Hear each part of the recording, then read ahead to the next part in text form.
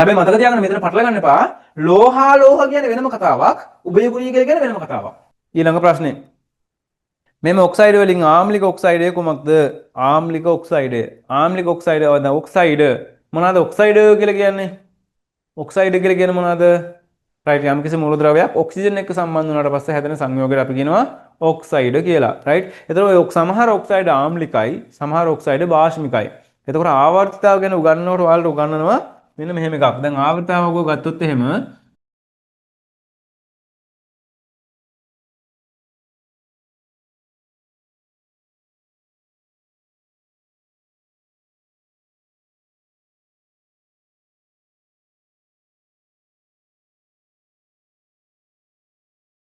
Right.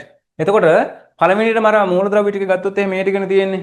මේකත් පේනව නේද මේ කෑල්ල? රයිට්. මේ ටිකනේ තියෙන්නේ. එතකොට සාමාන්‍යයෙන් අර ආවර්ත අපිට මේ ටික ඔක්කොම වලට නෑ. රයිට්.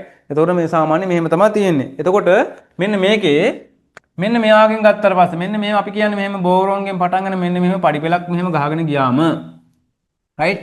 ඒකෙන් උඩ ඉන්න මේ කට්ටිය ඔක්කොම කවුද? ළඟම ඉන්න කට්ටිය අපි ඒවට කියන මොනවද? මොනවා කියලාද කිව්වේ? ලෝහා ලෝහ. ඒ කියන්නේ යාළගේ මිශ්‍ර මේ ලෝහ ගුණයක් තියෙනවා අලෝහ ගුණයක් තියෙනවා. කියන්නේ ලෝහයි අලෝහයි නිකන් මිශ්‍ර වගේ තියෙන්නේ. රයිට්. ඊට අමතරව තව ඉන්නවා මෙන්න මේ දෙන්නා. රයිට්. ඔන්න ඔය ටික මම ඔය පාට කරපු ටික ලෝහා ලෝහ. ඊට අමතරව එතනින් මෙහෙ ඉන්න අය මේ පැත්තේ අය ඔක්කොම අලෝහ මේ පැත්තේ අය ඔක්කොම ලෝහ. හරිනේ වැඩේ. ඒ ටික මතක තියෙන්න ඕනේ. ඒක දන්න ඕන. ඔයාලා දැනගන්න ඕනේ ඒක. හරිද? රයිට්. ඒතර මේ පැත්තේ මේ ඉන්න ඔක්කොම ලෝහ. මේ පැත්තේ මේ අර මේ පඩිපෙළට යටින් ඉන්න මේ ඔක්කොම ටික ලෝහ මේ ලෝහ. පඩිපෙළෙන් උඩ ඉන්න මේ ඔක්කොම අලෝහ. පැහැදිලිද? ඇත්තටම ආවර්තයක් වගේ එතකොට වැඩිපුරම ඉන්නේ ලෝහ තමයි. ඇයි දැන් තව මේ මෙතනින් මේ පහළ ඔක්කොම ටික ලෝහ ඉන්නේ. තව D ගුණුව F ගුණුව කියලා තියෙනවා. ඒ වගේ ඔක්කොම ලෝහ තියෙන්නේ. පැහැදිලිද? රයිට්. එතකොට මෙන්න මේ අලෝහ වලින් ඔක්සයිඩ් හදන්න පුළුවන්. ලෝහ වලිනුත් ඔක්සයිඩ් හදන්න පුළුවන්. පැහැදිලිද? ලෝහ වලිනුත් ඔක්සයිඩ් හදන එක ලෝහත් ඔක්සිජන් එක්ක ප්‍රතික්‍රියා කරනවා අලෝහත් ඔක්සයිඩ් එක්ක ප්‍රතික්‍රියා කරනවා. උදාහරණයක් විදියට දැන් ලෝහය ගන්නවා මෙතන මැග්නීසියම්. එතන මැග්නීසියම් ඔක්සිජන් එක්ක හදලා මැග්නීසියම් ඔක්සයිඩ්. ඊට පස්සේ මේ පැත්තෙන් අපි හදමුකෝ කවුද? නයිට්‍රජන් ගමුකෝ. නයිට්‍රජන් හදනවා NO2 කියලා එයා ඔක්සයිඩය. එතකොට මෙයා ලෝහ ඔක්සයිඩයක් මෙයා අලෝහ ඔක්සයිඩයක්. පැහැදිලිද? රයිට්. මෙන්න මේ ලෝහ ඔක්සයිඩ් සහ අලෝහ ඔක්සයිඩ් වල ලක්ෂණ එකිනෙකට වෙනස්. පැහැදිලිද? ලෝහ ඔක්සයිඩ් බාෂ්මිකයි. ලෝහ ඔක්සයිඩ බාෂ්මිකයි. අලෝහ ඔක්සයිඩ අලෝහ ආම්ලිකයි.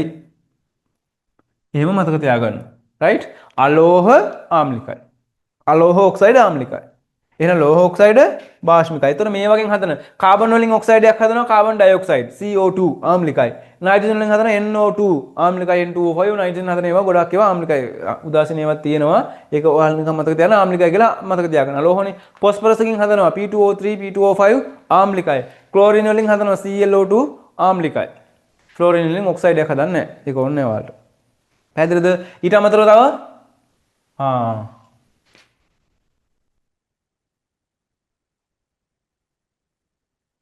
මෙතන එකක් අඩුයි නේද ළමයි? ආවර්තිතාව කෑල්ලක් අඩුයි මෙතන. Lithium beryllium boron carbon nitrogen oxygen කෑල්ල නෑ මෙතන. රයිට්. කිව්වෙත් නෑ කවුරුත්. රයිට්. ඔක්සිජන්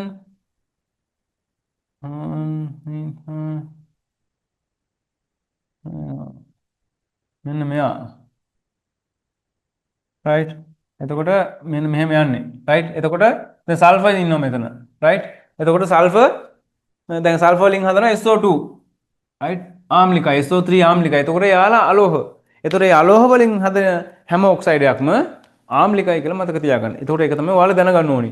ලෝහ ඔක්සයිඩ බාෂ්මිකයි අලෝහ ඔක්සයිඩ ආම්ලිකයි කියලා මතක තිබ්බනම් ඇති. දැන් මෙතන අපෙන් අහන්නේ මේ ඔක්සයිඩ වලින් ආම්ලික ඔක්සයිඩය කොමක්ද? රයිට්.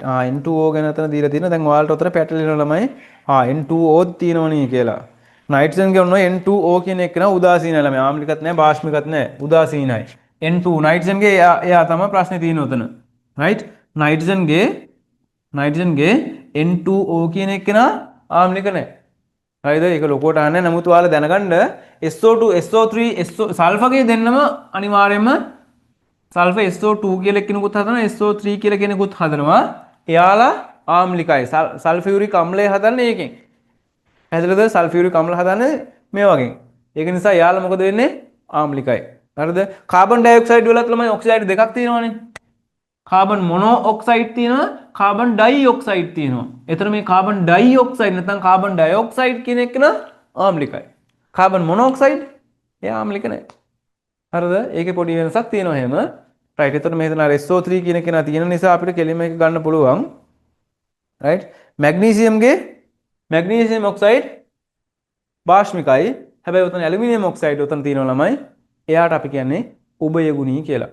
ඇලුමිනියම් කියන එක මතක තියාගන්න. එයා විශේෂ කෙනෙක්. ඒක මතක තියාගන්න ඔයාලා. ඕන නෝට් එකක් ඔය හරි දාලා හරි තියාගන්න. ඇලුමිනියම් කියන ලෝහය උභයගුණී. උභයගුණී කියලා කියන්නේ ලෝහය අලෝහය කියන එක නෙමෙයි. ආම්ලිකයි භාෂ්මිකයි කියන එක. පැහැදිලිද? රයිට්. ඇලුමිනියම් වලින් හදන ඔක්සයිඩය දැන් අපි සාමාන්‍ය ළමයි අම්ලයක් කියලා අර්ථ දක්වන්නේ කොහොමද? අම්ලයක් කියන්නේ මොකක්ද? අම්ල කියන ඒවා කවුරු එක්කද ප්‍රතික්‍රියා කරන්නේ? භාෂ්මත් එක්ක. භාෂ්ම කියන ඒවා කවුරු එක්කද ප්‍රතික්‍රියා කරන්නේ? අම්ලත් එක්ක. ප්‍රතික්‍රියාව කරනවානේ. ඒකලන උදාසීන වෙන්නේ. මේ ඇලුමිනියම්ට පුළුවන්, ඇලුමිනියම් ඔක්සයිඩ්ට පුළුවන්. Right? Aluminium oxide Al2O3. Aluminium ඔක්සයිඩ්ට පුළුවන් අම්ල එක්කත් ප්‍රතික්‍රියා කරන්න පුළුවන්, භාෂ්ම එක්කත් ප්‍රතික්‍රියා කරන්න පුළුවන්.